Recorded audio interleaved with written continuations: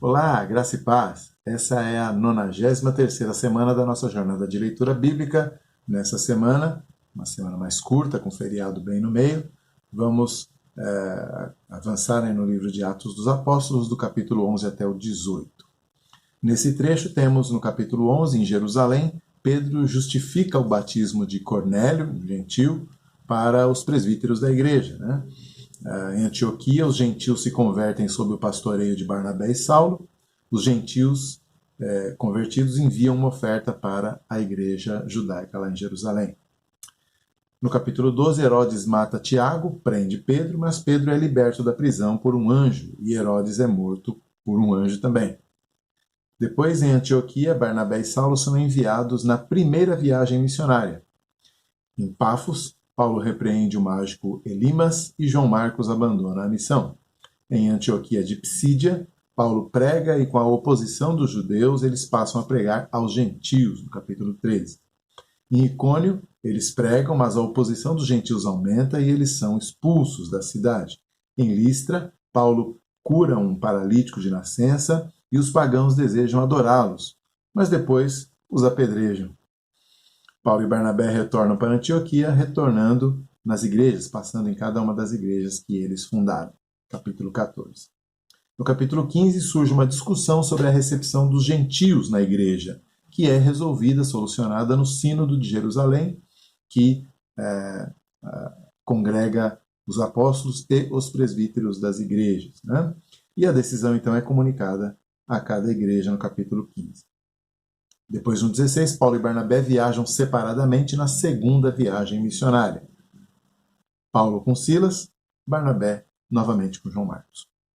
E aí a viagem segue. Em Listra, Timóteo se une a Paulo e Silas. Em Troade, Paulo tem a visão de um varão, né, de um homem macedônio, chamando ele para ir pregar até lá.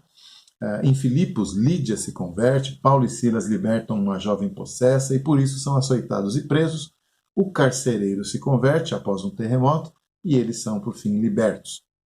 No capítulo 17, em Tessalônica e Bereia, Paulo e Silas pregam, mas há, novamente, oposição dos judeus. Em Atenas, Paulo prega no Areópago, no capítulo 17. Em Corinto, Paulo se junta a Priscila e Áquila, pregam, há oposição dos judeus novamente, mas Jesus o incentiva numa visão a continuar pregando. Paulo é levado ao tribunal, mas Gálio, que é o juiz ali, se recusa a julgar o caso. Paulo retorna a Antioquia, passando nas igrejas novamente, né? É uma metodologia que ele acabou fixando, né? Na viagem ele vai, passando em algumas cidades, depois ele volta confirmando os irmãos. Por fim, em Éfeso, Apolo se ajunta à missão por meio de Priscila e Áquila. Fechamos o capítulo 18. Meus destaques nesse trecho de Atos dos Apóstolos. Em primeiro lugar, notem a participação dos presbíteros na recepção da oferta das igrejas à Igreja de Jerusalém, no capítulo 11. Depois, na primeira Assembleia Geral convocada em Jerusalém para decidir sobre a recepção dos gentios na Igreja de Cristo, no capítulo 15. Depois, Paulo e Barnabé promoviam a eleição de presbíteros nas igrejas de Listra, Icônio e Alexandria. Portanto, são igrejas gentílicas, né, igrejas de gentios, ou seja, aquele padrão que havia na igreja judaica de Jerusalém, os apóstolos estão e os missionários estão reproduzindo nas igrejas dos gentios também, o que nos dá então a oportunidade de entendermos que esse é um padrão que Deus quer para as suas igrejas em todo lugar, em todas as épocas, né? Cada igreja local governada por um conjunto de presbíteros. A palavra presbítero sempre aparece na Bíblia em plural, a não ser quando está se referindo especificamente a algum presbítero individual, né? Mas quando se refere aos presbíteros é sempre no plural, mostrando então esse colegiado. Depois, lá no capítulo 20, nós vamos ver de novo os presbíteros aparecendo, que Paulo chama os presbíteros de Éfeso, né, para conversar com eles, e diz assim para eles que Deus os chamou para eles pastorearem o rebanho que Deus comprou com seu próprio sangue, e então eles deveriam pastorear como bispos, né? A palavra bispo significa supervisor. Então, presbítero, aquele que pastoreia, aquele que supervisiona. Né? Bispo, pastor e presbítero são o mesmo cargo, o mesmo ofício, ainda que possa haver pequenas diferenças aí entre atribuições. Um outro destaque importante também é o papel dos gentios. Então, o papel dos presbíteros e o papel dos gentios. Né?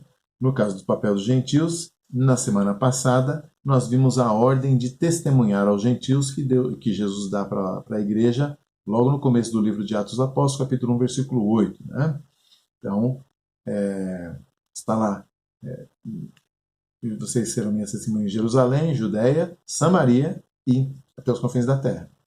Os primeiros gentios que se convertem, né, no capítulo 8, o eunuco, que era lá da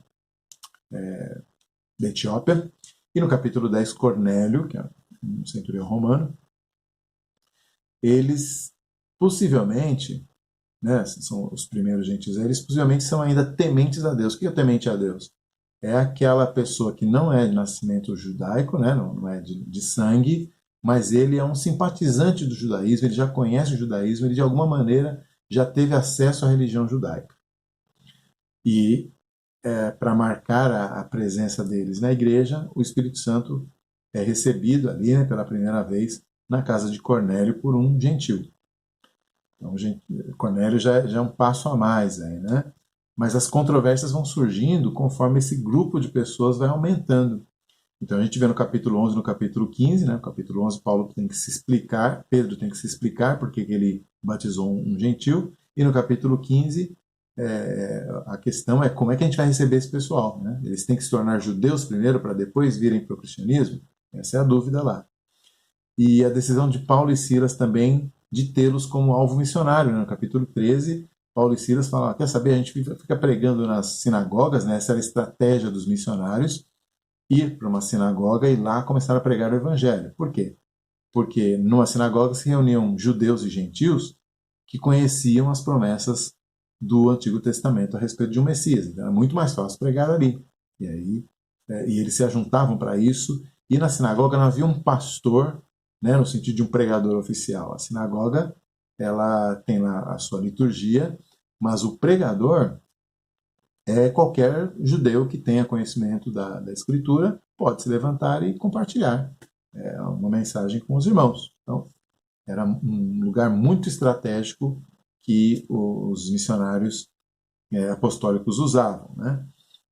Só que, no capítulo até o capítulo 18, a gente ainda vê isso, né, em Corinto, em Éfeso, mas na semana que vem, quando chegarmos ao capítulo 19, nós vamos ver a última vez em que isso acontece. Porque no capítulo 19, Paulo começa a pregar diariamente na escola de Tirano, ou seja, uma escola de ensino filosófico, não tem mais nada a ver com os judeus, completamente gentílica, e Paulo então pregando ali, ele está dizendo, olha, esse povo é o povo que Deus escolheu para que eu testemunhasse. Né? Ainda bem, né? Chegaram até nós.